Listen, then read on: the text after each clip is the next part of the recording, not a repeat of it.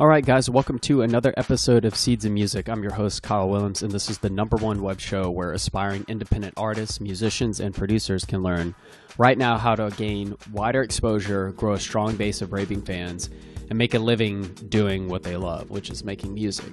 And on this episode, I have Alicia Stern, who is one half of the Rendezvous radio show with Chris and Alicia. And the cool thing about the Rendezvous radio show is that it is net radio, completely all based online, has over 30,000 listeners, and their mission is to help indie artists get public attention and awareness of their music, not only by having you on for an interview or playing your music on the show, but also promoting you through their own promotion packages and their own personal networks. And the even cooler thing that they do is they will play your music for free. You literally just have to send them an MP3 and they will run it on a spot. And that in itself is just really awesome that they do that. And on top of that, Alicia also runs a show called Madhouse TV, where it's essentially the same mission as the Rendezvous radio show, except it's in a web TV format. So I'm going to sit down with Alicia today and go over, how artists can use radio to effectively promote themselves, what pitfalls you might come across when you're doing that, and just like different qualities that she's seen in the artists that she's interviewed that seem to be moving their careers forward and kind of like what they're doing and whatnot. So, all right, let's jump right in. All right, guys, welcome to another episode of Seeds of Music. We got Alicia Stern on the show today. Alicia, thanks for coming on. Thanks for having me. So, I have to admit, I'm kind of like, well, not clueless, but there's not a lot that I know about how net radio works, because you're not broadcasting on an FM dial where people are in their cars or necessarily tuning into that. They have to go to the web for that. So how is it different for independent artists, or just any musician in general, to get promotion through this different type of radio? Well, Chris and I own the Rendezvous Show, Inc., which is a mini promotions company for independent artists. And I think we do things a little bit differently. We don't just utilize the radio. We utilize our PR and social media aspects to promote an indie artist. For example, we will have some indie artists come on our radio show, and we'll do about a 20-minute Q&A interview with them. We'll play some of their music, but we don't just stop there. We take it a step further, and we delve into our promotions company, where we do several forms of promotions. So we don't just utilize radio, we utilize net TV. We also utilize an extreme amount of internet-based and paper magazines, written venues to get our artists or clients, whoever we sign up, to get them promoted. As far as internet radio, I think it's the best way to go, because it seems everybody has a smartphone now, and if you tune in, you can listen on your cell phone, you can listen on your iPad, your laptop. In your car, you can plug your smartphone into your car when you're driving, just like you can turn an FM dial, you can turn on your cell phone and plug it into the speakers and stuff. So I think it's pretty much the way of the future and the wave of music. So I'd imagine like if let's say we compare net radio to just traditional radio, just for the sake of comparison, because they're it's radio but once through a different medium. Correct me if I'm wrong, but I'm seeing the primary advantage for an independent artist to go with net radio would be that it's more accessible for indie artists, because to get on terrestrial radio, you have to, have like a hit mainstream song, because it seems like that's all they play, because the way it's funded is it's funded through the big machine, the big record label machine. Does that sound about right? How do the two compare? Like why go for net radio instead? the net radio, one of the things that I like is you can listen at your own convenience. I mean, you can listen 24 hours a day, 7 days a week, whether you're in the shower, you're taking a lunch break, you're going speed walking, it's always archived. Where on terrestrial radio, once you're played, it's gone. If you had a 10 a.m. interview and nobody tuned in, then nobody heard you. Oh, yeah. Internet radio, it is always there. It is archived, and it's timeless. Oh, so, okay. and you can utilize those interviews or those archives, and you can email them, you can social media blast them, you can place them on your website or any of your sites, and they're more, even though they're internet based, they're more tangible than terrestrial radio. Anything is more tangible on the internet than it is on just regular airwaves. So is there what platform do you use for your radio show? We use a couple of them now. We started with the Blog Talk Radio because it seemed to be the simplest and the easiest, okay. But we switched on to a couple different avenues after that. We're actually going 24/7. We're going to be starting a radio program, so we're actually starting to collect indie music now. I believe within 2 months, I believe, we'll be 24/7. You would have to ask Chris that question because okay.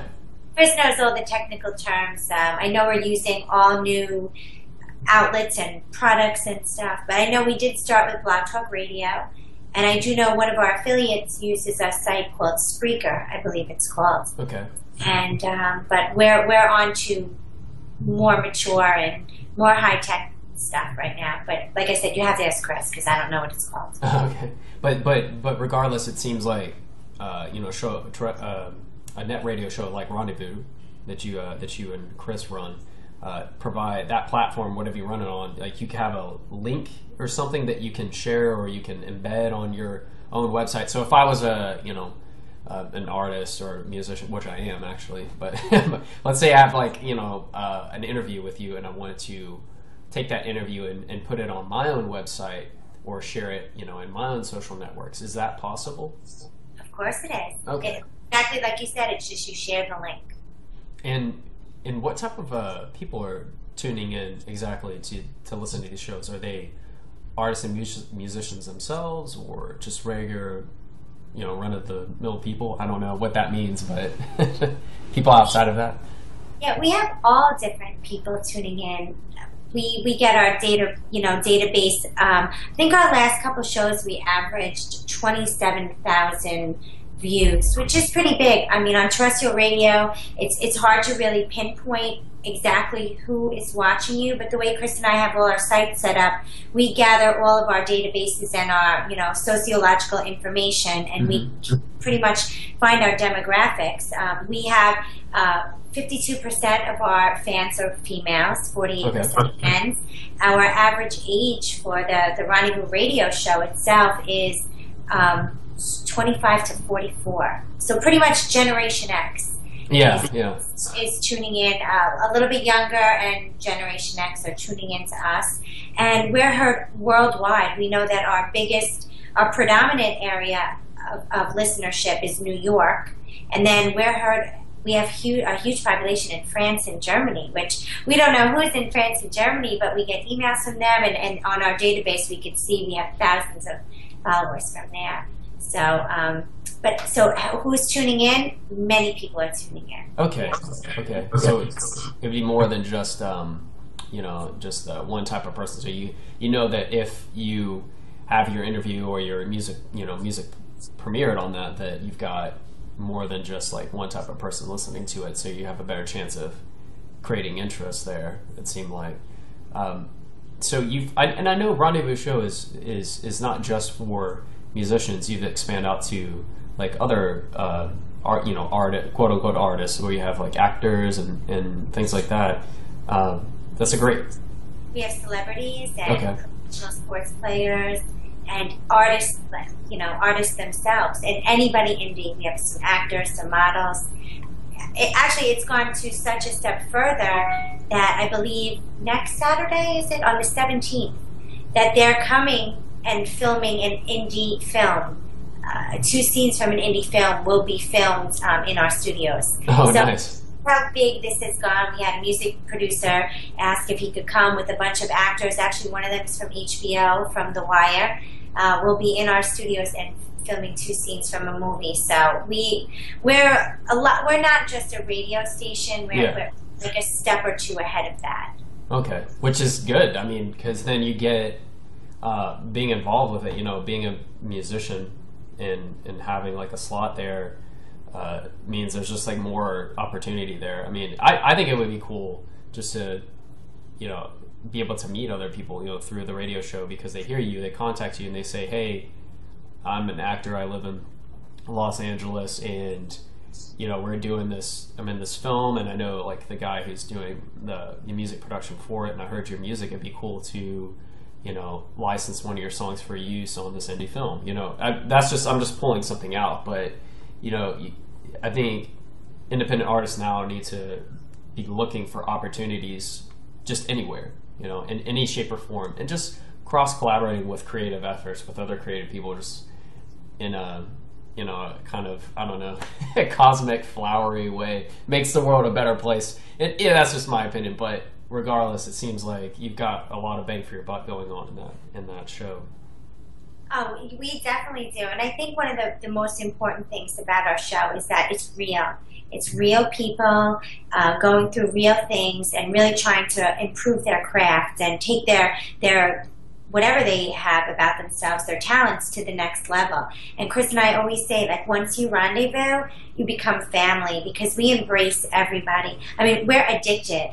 Like, you know, we're addicted to coffee now because we're working such long days, but we're addicted to the people that we're meeting. People open up their hearts to us. They share their struggles, their triumphs with us, and the dreams. They share their dreams. Mm-hmm. And when we don't even know, some of the people we have become really good friends with, and whether we met each other on Twitter or somebody friend requested us on Facebook because they heard we play free indie music, and we have built bonds with people. And I think that is so fascinating. Chris and I talk 24/7. We're attached at the hip because there's so much going on, and there's so many people out there that we're meeting. I think it's like we're addicted to this radio. Yeah.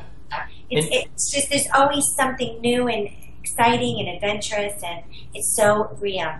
And what's interesting, I remember when we talked before, you actually had a stint within the music industry, as in the mainstream. I don't know.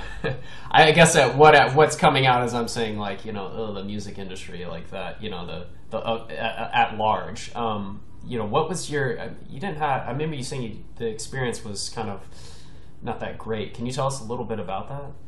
Oh, sure.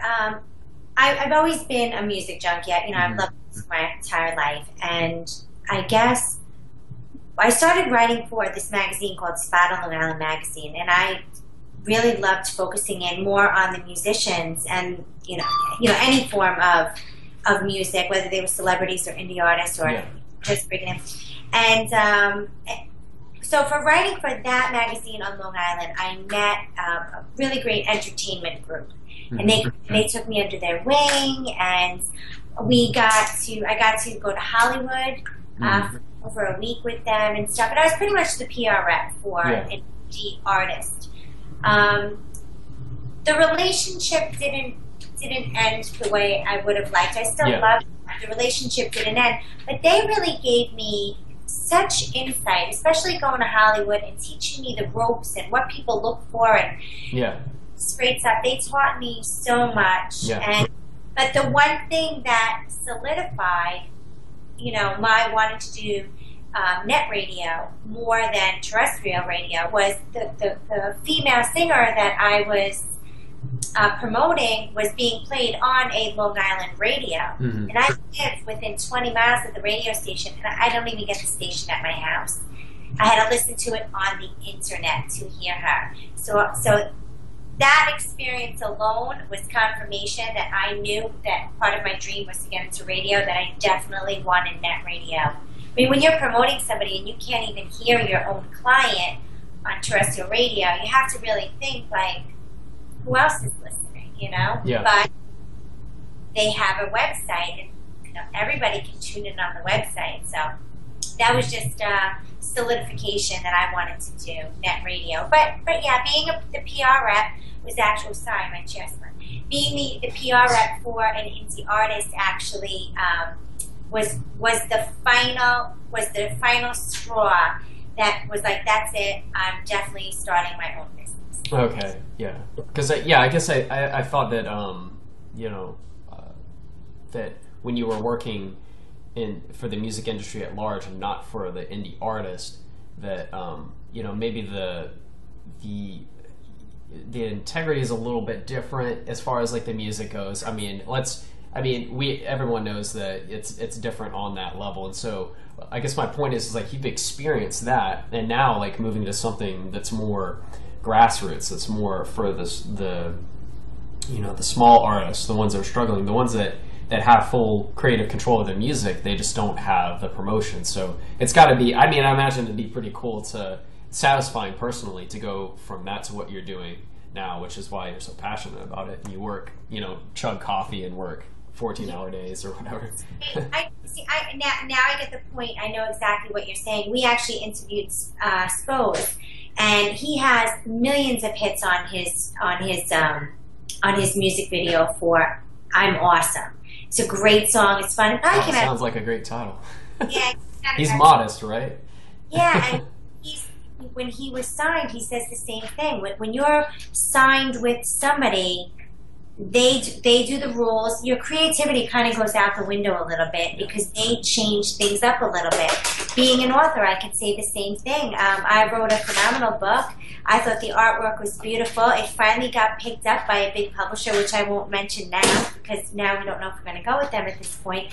But the creativity went out the window. They loved the story. They loved the artwork, but the entire book had to be changed.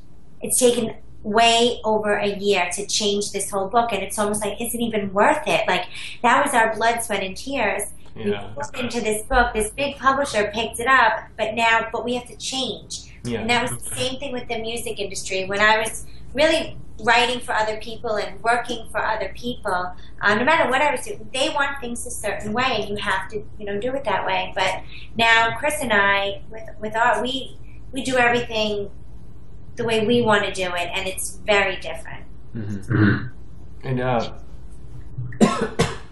excuse me, I'm just getting over being a little sick for the past couple of days. I thought I wouldn't cough this whole interview, but I guess not. Sorry, everybody. I don't even know who I'm looking at with this guy. So yeah, you can. Yeah, hey guys. By the way, what we were talking about before we started this interview was like how it might be creepy to look straight at the webcam instead of. But no, it's totally fine to just look at the picture. Yeah, you know what I wanted to talk to you about. Being in our business, Chris and I, we can affiliate ourselves or choose to work with other companies and cross promote and sponsor each other, or sponsor one company and another company will sponsor us. And we are just meeting so many people. Two of the companies that we work with are T-Bames. It's the big Apple Indie Music Series, and Talent Army Productions. Okay. And through them, they do stuff very similar to what we do, but they're all about the indie music. And they're worldwide as well, because when you're on the internet, you're not just based to a local terrestrial area. You're worldwide. Okay. They have to have them on for an interview or two. That's a future. Let me write that down. Yeah, T-Bames, Talent Army Promotions. You would love that. But they're great. They came up with this concept for the indie artists, and we are really proud to run with them. We collect all submissions. Chris and I do too, from all musicians, and every month we all sit down. Pretty much Brian and John Lander sit down most, and they pick which artists they want to perform, and they open up a platform and let indie artists perform in front of music producers and agents that are signing, and sponsors and commercials and movie people that want music in their movie, like you were saying before. Yeah. And we're so proud to be affiliated with them. That's another avenue that when they come to the Rendezvous Radio Show, we ask them to come to the city to be a part. Hopefully they'll be able to have that opportunity. So, yeah. So being involved with Rendezvous is being involved with all these other great entities too. And real quick, before I actually forget this question, but actually I can't forget it because it's written down on this screen here. But you've had a lot of artists coming through your show. You've been hard at it for quite some time, and I'm wondering, has there ever been a recurring quality that you've seen between the more successful musicians that have come onto your show? Like, do they all wake up early, or they all have a certain workflow or a certain mentality? There's a big difference between celebrities and indie artists. Let's talk about the indie artists, because celebrities, that's another show. But specifically for small time artists, a pleasure. They want their work. They want their dreams heard by other people. They want their talent seen. They want their craft known. They pay us for promotional packages, but yet they go and promote us more than we do them because they're so honored to be part of the Rendezvous. They never give up. Mm-hmm. They never give up. They're punctual. If we say we have a 5 o'clock meeting or a Q&A, they call at 4:59. Yeah. They are incredible. They're excited. They have dreams. Chris and I say sometimes we would rather hang out with the indie artists that we meet that want to come and rendezvous with us than with our own friends. Just so full of aspirations and goals that they get us excited they teach us things, and we love it. We love it. So the one big thing is they never give up. They're ambitious. They are self-motivated. They are just a joy to work with, the best. So, like, professionalism, is one thing you mentioned that, I can definitely relate to, because if you want to have more power as a musician or artist, you have to, if you want to make a living doing it, and get your music heard and eventually sell it and build fans, then you have to have some kind of professionalism, to show up time and be there, and then also, like you said, not giving up, because I guess it's only over when you quit, because no one's gonna drop a bomb on your head, necessarily, that will end your music career. So, there's this one other thing that I noticed when I was first going across your website. You had something called Madhouse TV. I don't know what it is, but I'm just curious. What is that? Madhouse TV is a television station on Long Island, and I have my own television show. It's a talk show. We air live every Saturday morning at 11. I'm actually going to daytime now, so I'm doing a show. And Chris and I started the Rendezvous with Alicia television show almost maybe 2 years ago, a year and a half ago I started that. But now that Chris and I have the business, we kind of marketed the word rendezvous. So Chris and I now are revamping the Rendezvous with Alicia show, the daytime show, and it's going to be a kick-ass show. We have some great stuff lined up. It's going to air in September. It's kind of the summer off. And really looking forward to it. It's a net television show. You can find it at madhousetv.com or Madhouse TV Reality or something. I think madhousetv.com. And just go to my channel. It's called Rendezvous with Alicia. It is awesome. I love it. What's the goal of the show? The goal of the show is pretty much to be the eyes and the ears for those that needed an affordable platform to produce a music video, to get their story across. Again, we do indie artists, politicians, charities, businesses, just an array of people, kind of like what Ellen would do, or, maybe not as inspirational as Oprah or anything, but, Oprah's there. Well, yeah. Well, Oprah, you can still be inspirational. It's just Oprah's, She's been around for how long has she been around? Since the 90s? She's just been around. She's just like a huge brand, well known, and she has huge networks behind her, Yeah, massive. She branded herself. She's like my inspiration. I would love to be like Oprah, you know. But her audience is broad, though. Her audience is just like anyone, pretty much. We are 25 to 44. She's anyone. It's so generic, Yeah. That's why it's so big, is because the market is everyone. But she definitely kills it. So, just to finish up with this last fun question I ask everyone, and whoever's watching this probably knows what's coming. What is your favorite album, and what would your life be like if it never existed? That is so hard. I would have to say the Grease from the soundtrack. I think it was 1977 or something, because that maybe it was a little older than little. You wouldn't have danced as much, maybe? That's how your life would change? I just remember the movie and the soundtrack, and I believe that's Sean Cassidy with "Did You Run Run," I think was like my first song that I loved. That's the furthest back. I mean, I'm 40, so back in like the early 70s and stuff. But the Grease soundtrack, I think that really kicked off my love for music. I was in love with John Travolta. So the movie with the soundtrack, my sister and I would have dance contests all the time. And I'd have to say that, yeah.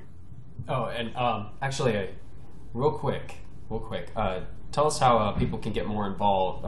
Tell us how people can get on the show. Sure, you can email us at talkrendezvous@gmail.com, or you can check us out at Rendezvous Inc. It's spelled RENDEZVOUS Inc. .com, or we're on Facebook, The Rendezvous Radio Show with Chris and Alicia. Where else am I? I don't know. We're all send you an email, and what do they need to have ready to go in order to get on the show? Do they need to have at least one album or an EP or what? I mean, how do you do that?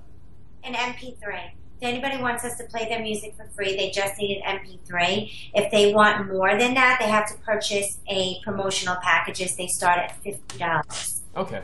Our packages start at $50. We have an a la carte menu, I guess you call it. And then we have promotional packages. They start at, again, $50. You can't beat that. But to come on the radio, you have to get a promotional package, but we always play your music for free. Okay, awesome. Well, that sounds good. Just like another. I mean, it's different. It's a different way other than just posting your music on Reverb Nation. You actually have people who are going to be sitting there listening to it, and it's archived forever. So that's great. Yeah. Okay. Thank you so much for this. Right. No problem. All right, we will meet again, I'm sure. I know. Okay. All right.